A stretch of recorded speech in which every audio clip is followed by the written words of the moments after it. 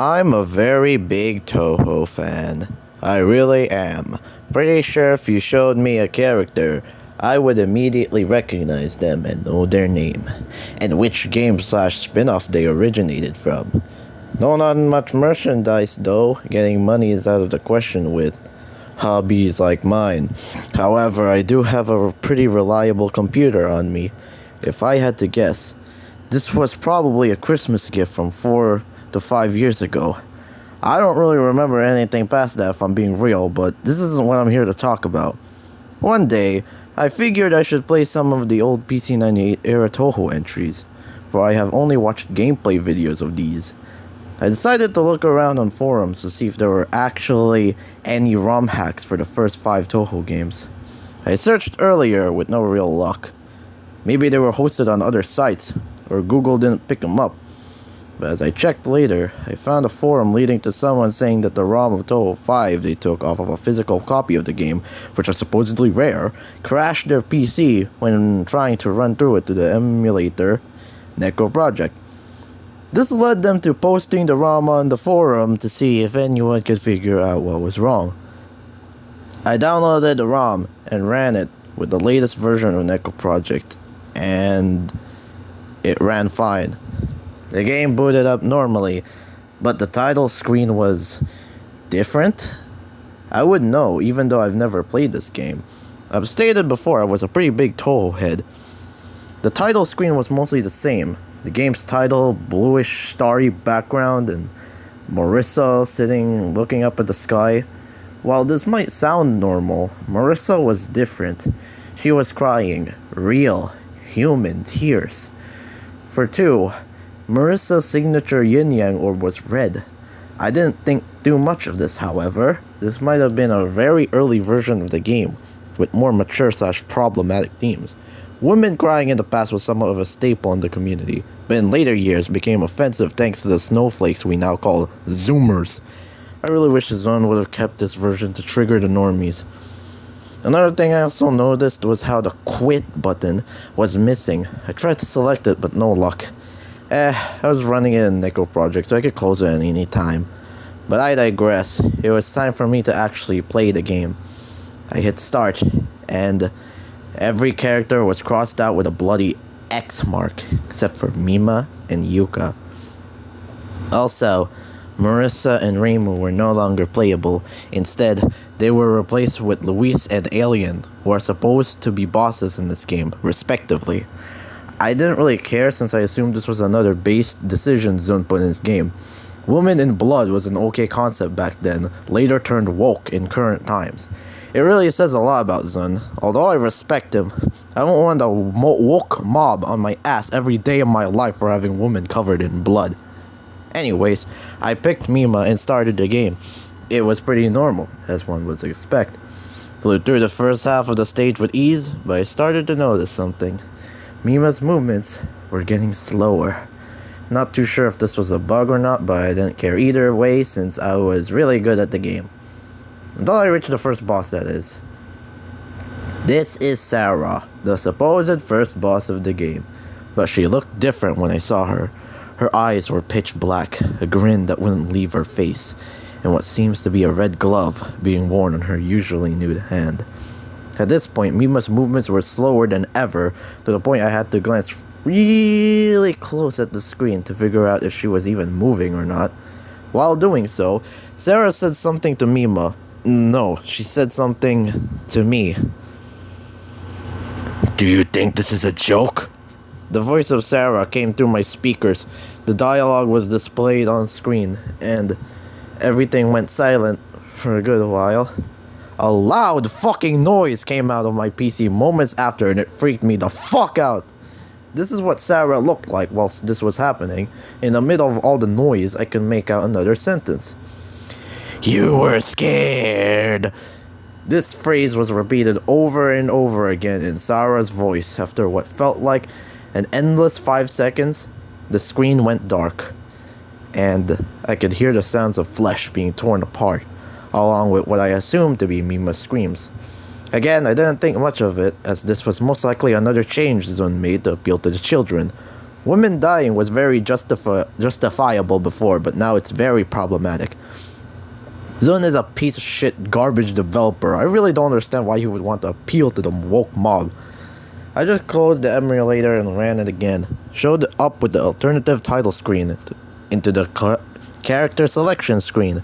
There I realized Mima was now crossed out with the bloody X. I said out loud, "Oh no, is she dead?" Right now the only playable character left is Yuka, so without a second thought I picked her and started up the run. The same happened, except Yuka's movements were relatively normal. Hell, might I add she was a bit faster than her original speed? But who's to say? Sarah kept her creepy ass design and did that red shit again with the loud noise. The voices at the end told me something different though. Multi-plus? The fuck? The hell does that mean? Is she stupid? Does she even know what she's even saying? Instead of rebooting, the game actually let me progress into the second stage this time. I went on to stage 2. I noticed that it was similar. Everything was pretty much the same in terms of stage 2. Again, I shot enemies, dodged bullets, and was playing Mystic Square. But when I saw Luis, the stage 2 boss, come up, the dialogue appeared. Luis looked untouched.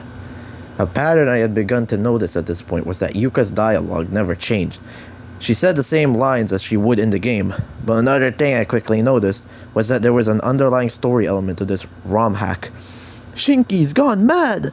Luis seemed to be warning Yuka of going further, and she looked completely untouched compared to Sarah. After this dialogue, Luis would use her normal bullet patterns on hard mode, but they were super slow, like she was giving Yuka a second chance to go back. I started to feel horrible. These bitches have been getting tormented by Shinky and her fucking dark square. She's been using Sarah to kill victims that were too scared of the dark square. Not very sure how the game could detect my fear, but I didn't care that much. After defeating Luis, she didn't blow up like the others. She just remained the same, and slowly flew off screen, with an annoyed look on her face. Next came the third stage. As expected, everything seemed normal. I was very good at the game. By the way, did I mention I'm HIV positive? Not many people know that, and I'd rather tell them in case someone wants to have sexual intercourse with me.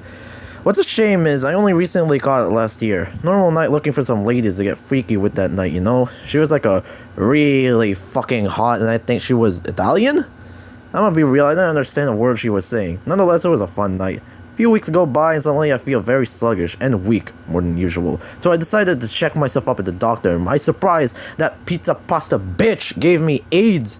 It was a very rough week after that, but I didn't really care since I assume it's a patch made by God to appeal to the based giga-chads like us. And to be honest, mad respect to him. Love you, God. After I went through most of the third stage, it was time to face Alien. Usually this exchange would be something of Alien trying to hush Yuka and shoo her away from Makai. The first thing I noticed about her was that she was bleeding from the eyes, her left more so than her right. Then, noticed both of her arms were seemingly torn off. I recalled I heard flesh being torn apart back when I was playing as Mima.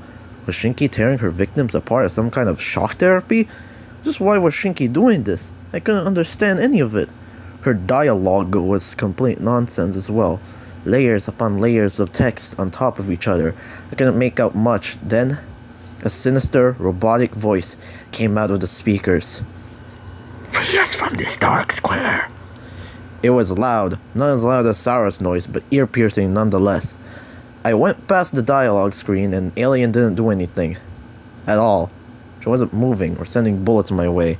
It seemed through this she was implying she wanted to die. I moved in several directions to see if she would move eventually, but she didn't. She stood there, waiting for me to kill her. I actually somewhat started to tear up at this sight. With how much is portrayed of Shinky's motherhood on Alien, this really broke me. I didn't want to continue playing this. I really didn't. Except I did continue, because I don't actually care about any of this.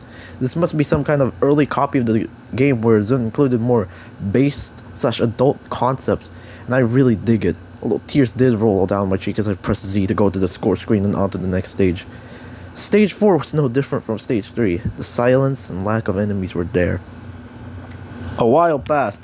No enemies, no bosses, no nothing. I was starting to think my game froze until I heard some kind of theremin instrument slowly fading in. Few seconds passed, and this is the image that was shown to me. I was frozen in place. I didn't know what to do. It felt as if Shinki was really watching me through the screen. And then all my doubts disappeared once the speaker spoke once more. You got here? I'm gonna fucking kill you, bitch! Luis was right. Shinki did go mad. I tried speaking back to her, but all I got were monstrous groans. But I didn't even give it much thought, as I thought this was an early version made by Zun to... I'm inside the game. This is a sprite of myself inside the computer. Any movement I made in the real world paralleled the ROM I was playing. At this point, I didn't really know what to do. I tried conversing with the beast, but to no avail. But I think I have a pretty good idea of what really was going on. In this world, Shinki created Makai, not with very good intentions. She's been using Sara as the gatekeeper to Makai and getting her victims afraid so she could take control of them, just like what happened with Alien and maybe Mima, but I didn't see her at all after she was supposedly controlled by the Dark Square. Shinki must have forgotten about Luis, hence why her limbs weren't turned off, and was just as afraid as Mima. But Sara couldn't get to her for whatever reason.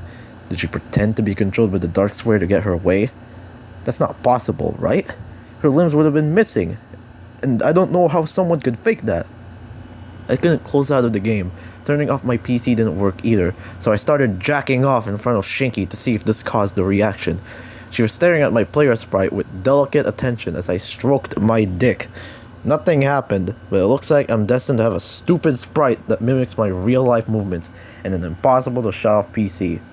This gave me some time to think though. What game does this remind me of? Then I said,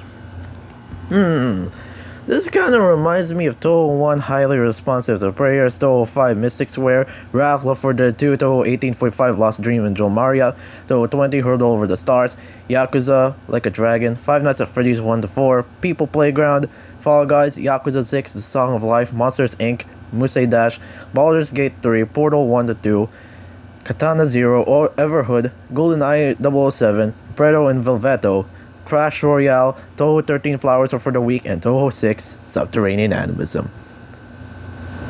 Thank you for reading.